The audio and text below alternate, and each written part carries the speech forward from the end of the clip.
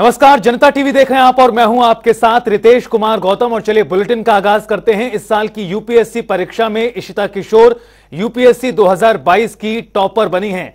भारत में सबसे कठिनतम परीक्षाओं में से एक यूपीएससी सीएसई परीक्षा के परिणाम आज घोषित किए गए।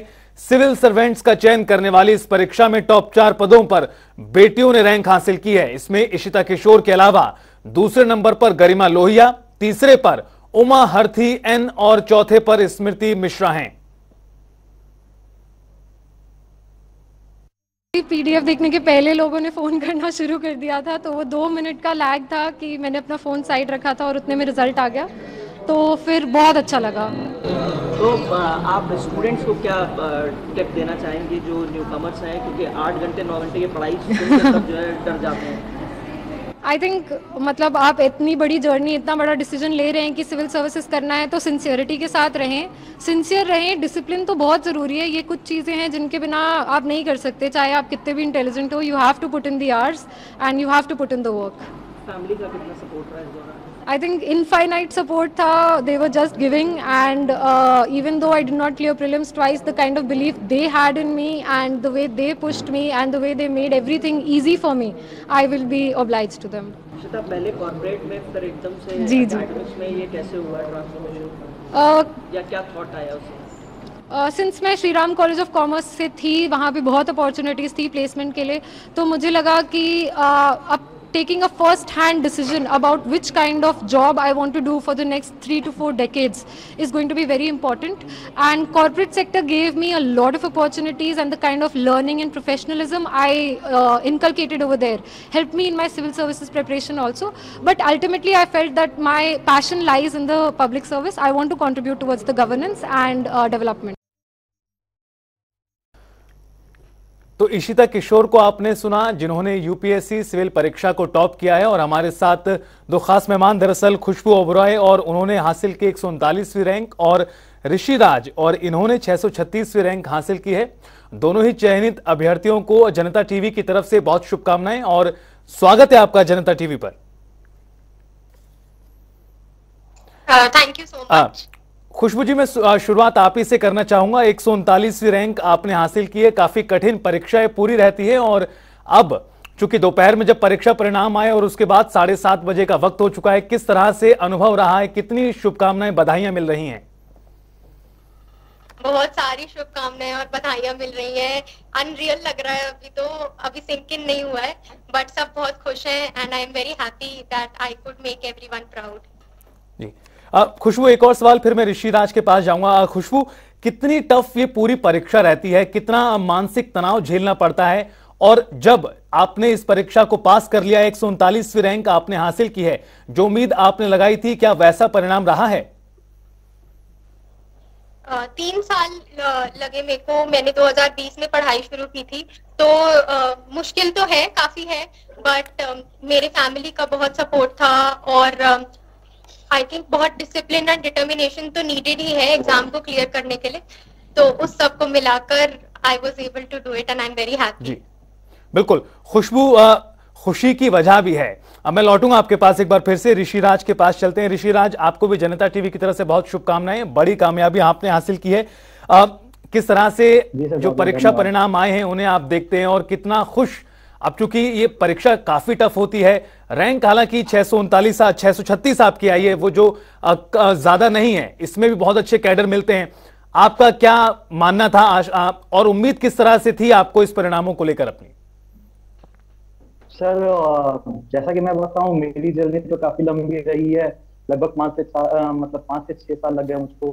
काफी अप डाउन देखे। इस बीच मैंने 2 बार प्रीलिम्स आउट हुआ, 2 बार इंटरव्यू आउट हुआ, फिर मेरा तीसरी 5th अटेम्प्ट था।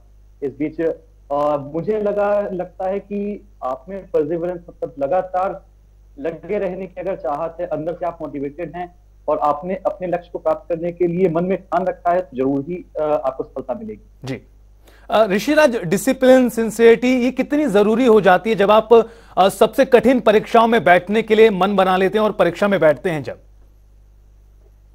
सर, डिसिप्लिन तो आपको अपनी किसी भी एम के लिए रखना ही पड़ेगा। कारण ये है कि अगर आप अपने आप को उस चीज के लिए फोकस नहीं कर रहे हैं, आपको क्या चाहिए उस चीज को आपको सही दिशा में काम नहीं कर रहे हैं, लगातार काम नहीं कर रहे हैं, तो कहीं ना कहीं आपको भटकाव आएगा, और इस भटकाव से बचने के लिए डिसिप्लिन सबसे ज्यादा जरूरी हो जाता है। तो मुझे लगता है कि डिसिप्लिन और परफॉर्मेंस सबसे ज्यादा जरूरी चीज है। ऋषिराज, चूंकि अब सभी के हाथ में मोबाइल है और वो सबसे बड़ी वजह बनता है, तमाम बच्चों के कहीं ना कहीं एक भटकने का कारण होता है, लेकिन इन तकनीक का सही तरीके से इस्तेमाल किया जाए तो ये फायदा भी पहुंचाती हैं। जो तमाम छात्र अभ्यर्थी देख रहे हैं, आपको सुन रहे हैं, उन्हें क्या कुछ आप टिप्स देना चाहेंगे? अपनी जर्नी को किस तरह से उनके सामने रखेंगे?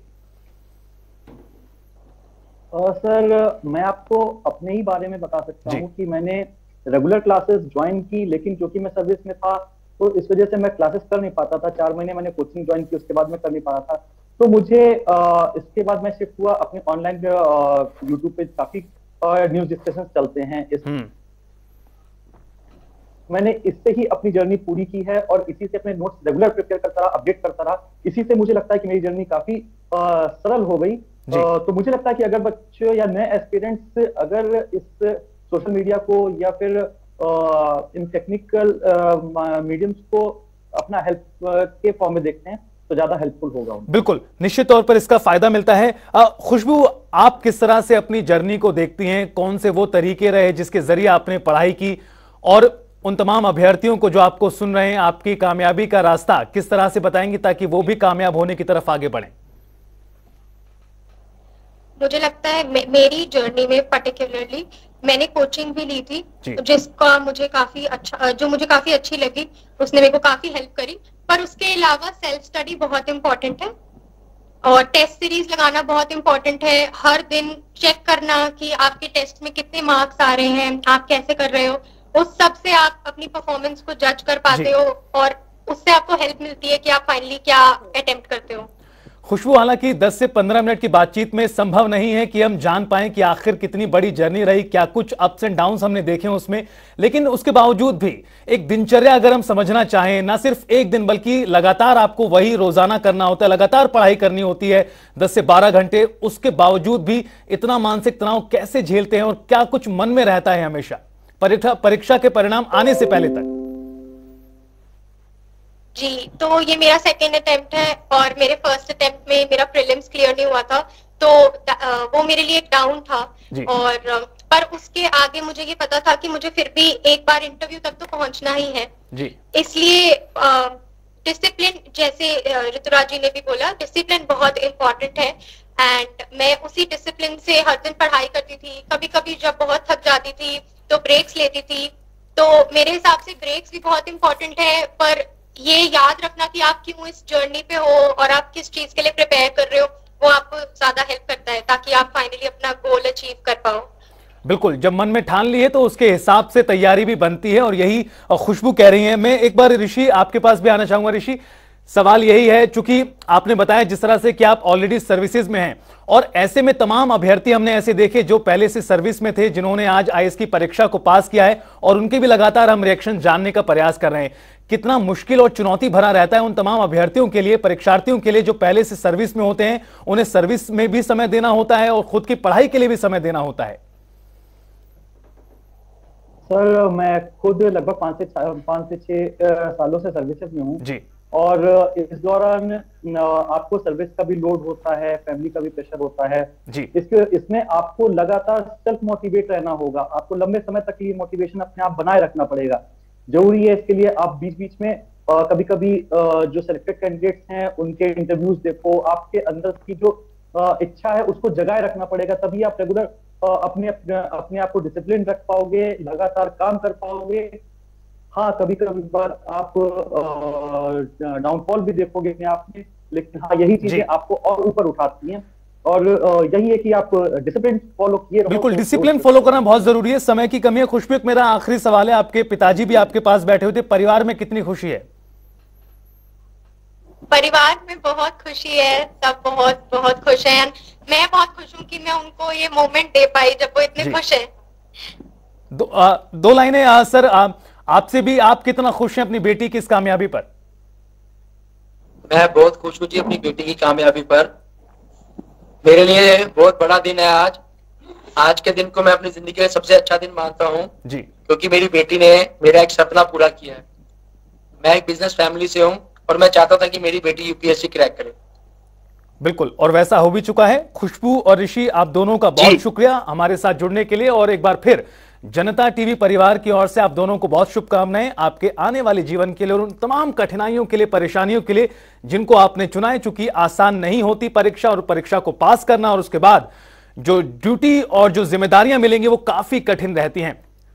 तो लगातार आपको दिखा रहे हैं कि किस तरह से तमाम वो अभ्यर्थी जिन्होंने रैंक हासिल की है, जिन्होंने आईएएस की परीक्षा को पास किया है, उनका आखिर क्या कहना है, कितनी टफ पूरी ये परीक्षा रहती है, किस तरह से अप्स एंड डाउन्स आते हैं, मन में सवाल बहुत होते हैं, और उसके बावजूद जब आप नतीजे आपके सामने आते हैं और आपके पक्ष में आते हैं तो आपको खुशी होना भी चाहिए।